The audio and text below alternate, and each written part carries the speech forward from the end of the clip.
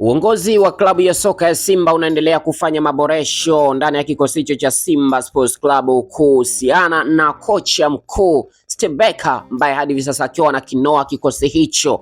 Tunaona akiwa anaendelea kufanya mambo makubwa sana ndani ya Simba Sports Club baada ya msimu 25-26 Simba Sports Club kuibuka na makombe mawili ikiwemo kombe la FA Tanzania la CRDB Federation Cup na kombe la Mapinduzi, na hivi basi hadi hivi sasa Simba Sports Club lengo lao ni kuchukua ubingwa wa ligi kuu soka ya Tanzania bara, ambapo hadi hivi sasa baada ya msimu huu uliokwisha kuweza kulipoteza kwa mara nyingine. Na hivi basi uongozi wa Simba Sports Club unaendelea kufanya maboresho ndani ya kikosi cha Simba Sports Club kwa kusajili wachezaji mbalimbali hususan kwenye safu ya ushambuliaji. Lakini hapa tunaona Simba Sports Club imeshafanikiwa kuanza rasmi hasa kupata wachezaji wapya kabisa, na mchezaji wa kwanza si mwingine ni Faisal Salum Faitoto. Mchezaji huyo imeelezwa kuwa tayari Simba Sports Club washamalizana naye na ameshasaini mkataba ndani ya Simba Sports Club. Lakini mchezaji wa pili hapa ni Idi Selemanado, ni mchezaji huyo pia akitokea Azam FC, na pia Faisal Salum Faitoto akitokea Azam FC. Idi Selemanado winga matata sana wa kushoto,